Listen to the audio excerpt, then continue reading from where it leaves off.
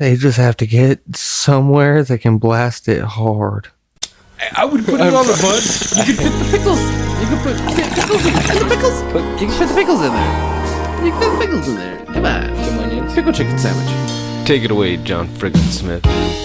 Welcome to the rabbit hole, How did we end up on that rabbit hole? where all you knew is wrong. And rules are just suggestions, I like the pipe. made up as we go along. Shut up, Corn. Fuck you. And who knows what you'll find here. Maybe heaven or your worst fears. Whatever it may be, it's yours to keep forever. Just in time. You've entered a rabbit hole. Please go down further. Where there's philosophy hidden within stupidity. My nipples are sweating. What are they doing to that chicken? They're punching holes in it. You know what? I want to teabag Hank Azaria.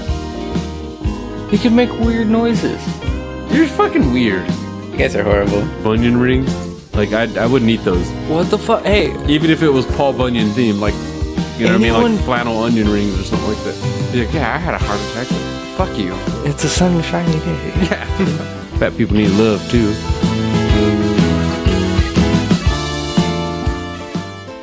Greetings and stonutations. That doesn't work. Yeah. We'll work on that one later. You are just in time. We are two of the J&T baggers. DJ Van Nielsen. Norman Blentz. Anchor edition. Yes, another one. Although this one Korn should be involved in. It's opposite land. But that's okay. Well, you've clicked on the title. You know what the title is. Do I remember the title? Maybe. Let's see if I can remember it after this little ditty by John Frickin Smith. Some movies suck, and some are great, but our reviews are always late. Late reviews with the boys from Just in Time. So yeah, before we get into it, we will thank Mr. John Frickin Smith for his lovely song, Yours to Keep, from the album Songs of the Great Collapse, which can be found sitting right there at johnfrickinsmith.com. Just go over there and click it. Click play on one of them songs there. Listen to it. Listen to it while you're listening to us. Play it in the background. You know how to open 2 tabs, mofo. Don't act weird. And just to give him a little bit more clout. Sometimes you don't want to listen to just us. You want to just listen to him. Sip on some coffee. Relax. Great music. Haven't you ever wanted to know what that song sounds like without our weird commentary thrown into it? Bunyan rings and such. That's probably the only time I've ever been able to say that without smiling. I'm not gonna lie. I had it replay in my head, though. That's why I was smiling right now. But yeah, I had to take a moment of silence for this particular one. Quiet Place Part 2. Technically, the first of Korn and I returning to the movie theater, which was fun. The floors were just as sticky as they always were before. Like, they not only did they not clean it, but they made sure to actively keep spilling soda on it while they were closed for a year, just to make sure it came back sticky. Like, nah, you come in there, it's gonna be just how you left it, motherfucker. Which was cool. The menu was a lot shorter at the snack bar. The box office isn't even in use. Get your tickets and your snacks in the same spot, which kind of makes you wonder, like, why didn't they do this all along? Just put the snack bar and the box office together in the front. I don't make these decisions. I just know a lot of their menu was covered up. It made me a little bit sad seeing that. Like, damn it, I used to come in here and get like pizza and shit like that. And that first time was the only time we actually tried to get food for Quiet Place. You got any hot dogs? We got one. And it wasn't like we got one, but we can heat up more if you guys really want hot dogs. We got dog. Yeah, we have a hot dog. You guys can cut it in half if you want. You guys got butter knives or something? No. You gotta rip it. And as you know, these microwaved buns, damn near impossible to rip. No, it's hard. Like, I don't care what they do. It's always going to be hard. And the hot dog itself is going to be a bit rubbery too. So ripping it, you're not going to get an even rip. It's okay to have one of these shit dogs when it's your own dog. Yeah. But if you're splitting one, it's a terrible idea. Yeah. So we just had to stick with the soda. Just, medium cola, which ends up being fucking about a goddamn liter of cola. A medium is no joke at the movie theater. I mean, it's $8, so it better be no joke. I don't know if it's actually $8, but you get the... Yeah, it might be. It's fucking it might seriously be. Their larges are too big to fit in the cup holders, I think. Or you have to put it on the lap. That's weird too. Why would you even make a cup that doesn't fit in the cup holder? You're asking for a mess. Don't give me a bucket of soda. And don't give me a table, dude. Just give me a bucket box. Like instead of the cup holder, just a bucket. Yeah, they had tables in this particular theater too that we were watching Quiet Place 2, and it was kind of weird. But yeah, the return to the theater was nice. We got there like 20 minutes before the scheduled, time. So we were the only ones in the theater for the first like 15 minutes. We were chilling in there. It was kind of nice. It was quiet and just... It was a quiet place? Empty. Yeah, it was just one of those, like, we were just chilling there. We were talking at regular volume instead of whispering like the weird anti-socials we are. You still whisper even when the lights are on. We're whispering now almost. And we're alone. That's But yeah, people did start showing up. Not a whole lot, but, people. It seemed like they were all sitting in the rows surrounding us, though, too. It was kind of annoying. Like, they didn't spread out. And don't get me wrong. It's not because of, like, safety that I want them to spread out. It's just because I don't like people. Get away from me. Take your children further back. Take them as close to the door as possible. Yeah, that's smart, actually. Run them little fuckers right out to the bathroom if you need to. Oh, I was going to say bad things after that. Well, who are you going to say? What reason did you think I was saying to seat your kids next to the door, as close to the door as possible? No, I was thinking after you take them to the bathroom. Oh, whoop their ass? No, I was darker than that. Oh, you're talking about like you're going to take someone else's kids to the bathroom? You're hoping the kids disappear or something? I don't know. Yeah, sure. You can say that. It sounds fucked up. So, yeah, Quiet Place Part 2. I've said the title like 3 times and have said nothing about the movie. Yeah, it picks up pretty much right where it left off, with the family leaving the house after, John Krasinski screams himself to death. Actually starts off with a prologue kind of thing too, like a before the event, or the day of, you know what I mean, the last day of normalcy. It was kind of nice because you get to see that small town that they were in, that you saw them scavenging and shit in the first one, but seeing it alive, and people were watching the baseball game that the boys playing in and such.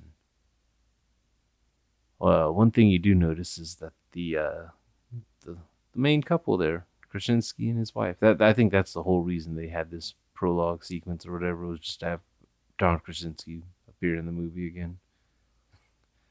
But it worked because they were, obviously with the deaf daughter, the whole family already knew sign language and such, and they applied it in everyday life. And there's a moment where they're at a small distance from each other, and instead of yelling, they just make eye contact and sign it to each other.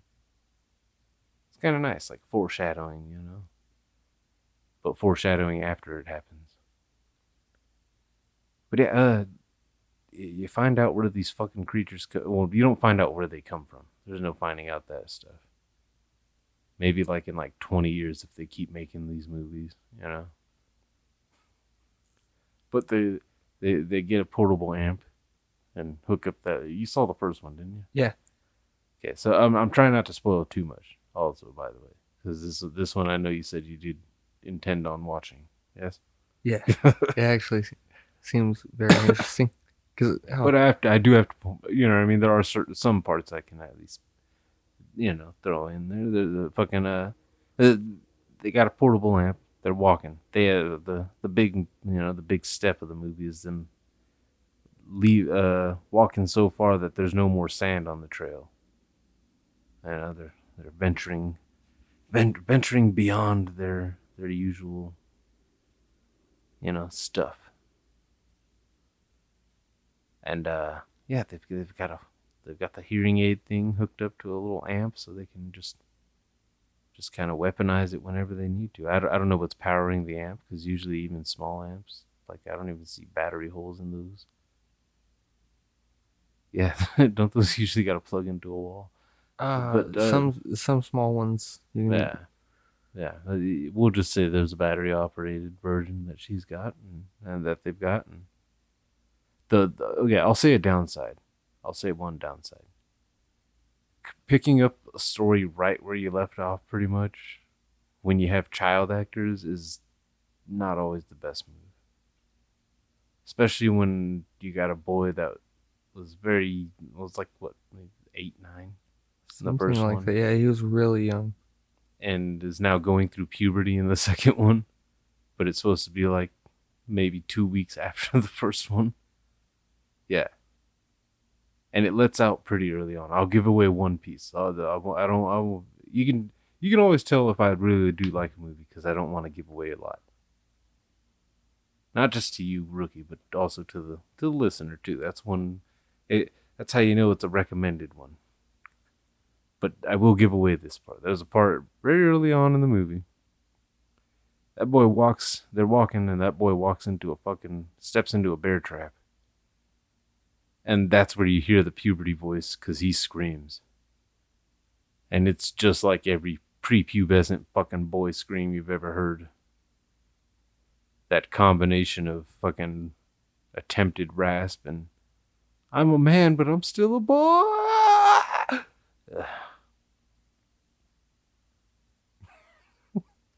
But other than that, though, I didn't, I'm again trying not to give too much away, but you got Cillian Murphy or Killian Murphy. I've heard it pronounced both ways. It doesn't matter enough to me to figure out which one is which. Well, it's not like I know the guy, so I can't ask him. But he's in there with his nice gray beard. Dark Knight was a long time ago. Yeah, he's aged pretty. We nix. For that upper room. Upper room.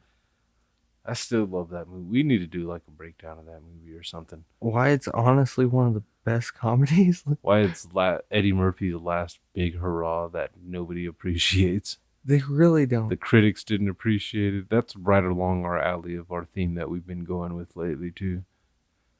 But had a revisiting. Yeah. So yeah, he turns out he knew the family and shit. He knew them, and apparently he was like up in a mountain and shit, and he's struggling with his own, because everybody in a situation like that is gonna have one thing in common, and that's loss. Whether it's a zombie situation or any kind of apocalyptic type of situation, surviving doesn't mean you're unscathed. Even if physically you're not harmed, mentally. Yeah. And apparently there's a lot of people just using bottles as traps. Booby trap, yeah. Remember Warriors when the guy's fucking ding, ding? Yeah. That's the booby trap of the century, apparently, for this one. I can give that much away. Yeah. Should draw those things in. Now, the one thing that was weird was he didn't even act surprised. There's a moment he's watching this boy fucking screaming like a bitch. Obviously, one of them creatures comes at him. They hold up the amp, turn on the hearing aid and whatnot, shoot it, knock it down. This dude doesn't even act surprised to see that. And he's never done it or anything. Like, just looks at it like, they should still get the fuck out of here. Fuck that. If I'm in a situation like that and I don't know how to kill these things and someone comes along and is able to do it super easy, barely an inconvenience. Yeah, I would at least want to chat with them, wouldn't you? Give me some tips and tricks, man. How in the fuck Yeah. did you just do that?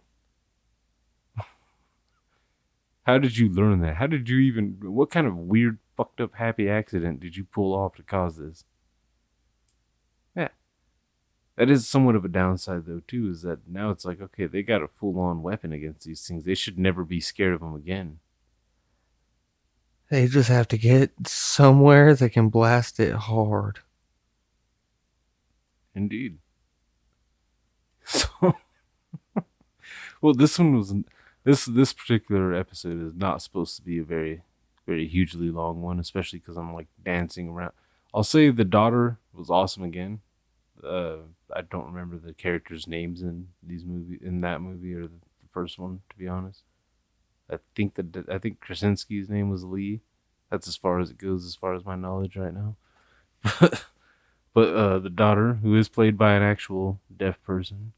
There's a funny moment there too with her and Murphy, whatever. Is that even his last name? Am I fucking high? Okay. Cillian Murphy. Yeah, fucking.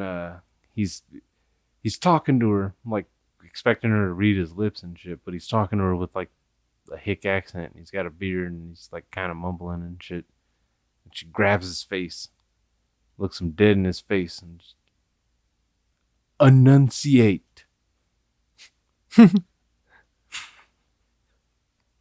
had to make sure I could actually say it before I even like, yeah, that's the one word you're not supposed to stumble on. But yeah, there's some good adventure. I'll say that. I can say that much. There's the boy does try to become more of a manly type. He's still a scrawny little bitch boy, but Yeah, he's got to fend for his family. Yeah. There is a bit of a questionable moment though, because there's a scene. There's a scene. I won't put too much context on it, story wise and whatnot. But there's a scene where there's a limited amount of oxygen in a particular room, and it's him and the baby. And they had the little fucking mask for the baby and shit. He takes it from the baby and, inhales the baby's oxygen. For how long? A few seconds, and then gives it back, and then kind of is going back and forth and shit. But yeah, I know. There's that little bit of a thought of like, don't you just let yourself suffocate and let the baby live as long as possible? Like, but at the same time, don't you kind of need to be alive to protect the baby? When you watch it, you'll know, you'll see it happen, and you'll I understand that 100%, because it's like, okay, yeah, go ahead, just let the baby live, but a baby's a baby. A baby's gonna die without you.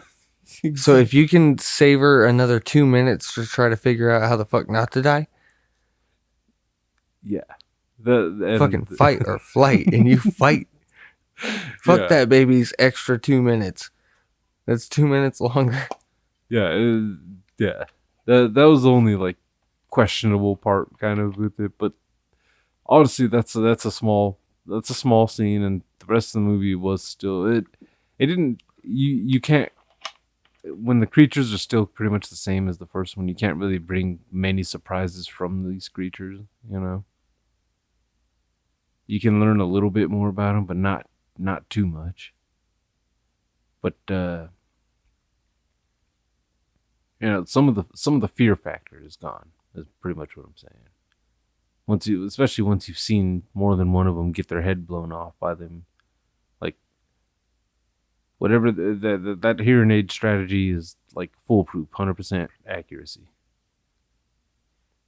But at the same time, that's one of those, like you said, that becomes somewhat, I think, one of the choices is do you pretty much just survive with your tool that can, keep you alive, or do you try to actually, spread that word to the world? Both of those questions are completely like morality questions.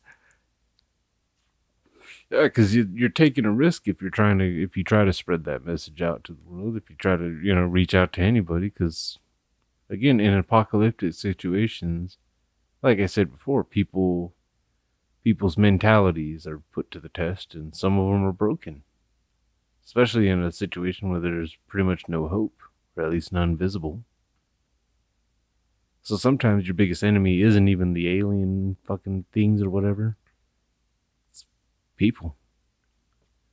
Good old-fashioned human beings. 4 days after COVID actually got declared a national emergency, toilet paper was out everywhere. Yep. Fucking animals. People are. So imagine if a true like invasion happened, or not saying like COVID's not like great, but you know what I mean. Yeah. Not everyone's people gonna have instantly shown- die from just making a noise. People have shown fucking any situation that's life-threatening like that for everybody like that. People are very selfish and douchey.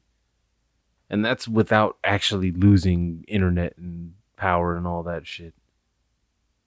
So yeah, you take all that away, people are definitely going fucking psycho. There's people just preparing for that kind of a moment and shit. They've got guns and machetes just for those times. And that's scary. But this movie though, I actually enjoyed it. Me and Corn actually were both pretty satisfied, with the continuation. Fucking Emily Blunt is just awesome. I've gotten close to watching her Mary Poppins movie more than once. I watched halfway through, fell asleep. Not because the movie was bad. Yeah, I keep fall telling asleep myself nowadays I'm gonna, all the time during movies I want to watch. Yeah, I keep telling myself I'm gonna watch it, but then I'm like, if someone walks in and I'm just sitting here watching Mary Poppins, am I gonna get made fun of? Man, they could eat a dick. Yeah, I know, but like still. I wouldn't judge you for sitting by yourself watching Mary Poppins. I'm just gonna have a Disney Princess Day one day. Okay, then I might slightly Oh, fuck judge. you. Fuck you. Okay? I do it with my time, what I can do with my time. And if I want to watch Little Mermaid, Beauty and the Beast, and all the fucking classics. Mulan. Yeah.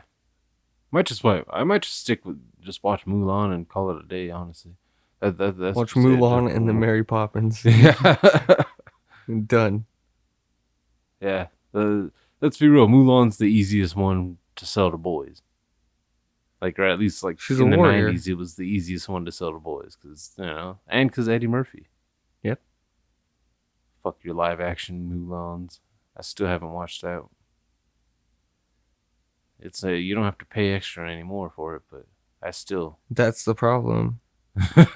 Not saying I would pay any extra. It's like, no, you motherfuckers try to make me pay extra for something that you're releasing on your subscription thing that you make me pay for already. Stop double tapping me. Yeah. Look at HBO. I swear to God, we're not sponsored by HBO Max. But they're fucking slowly starting to win, guys. You guys need to pull shit out of your ass. Yeah. There's another podcast streaming available that I have been forgetting to mention on this year's show. This year, just in time, the G&T bag rabbit hole whatnots. But in a bit of irony, there's an episode that we did, I think back in like 2018 or something like that, called Rolling the Dice. I listened to it recently just to see how much shit that I talked. It was actually Korn. Korn talked all kinds of shit about D&D and, well, just D&D in general, Dungeons and Dragons. Well, a slight bit of irony. I've actually joined up with just a few other podcasters, and we're doing a random, Dungeons and Dragons podcast. It sounds weird just saying those words out loud like that on here. But yeah, it's called Misfits and Misfortunes. I've actually been putting the links in the last several episodes. I just haven't been You know, it hasn't been mentioned. But yeah, there's a link in the show notes or whatever. Click it, check it out. I have zero experience in any tabletop RPG type shit, so it's kind of weird. I'm not always good with the imagination, especially during battle. I suck. The dice, they throw me off. But yeah, we'll see. We'll see ya. We'll see ya soon. I feel like I just got flipped off by Captain America.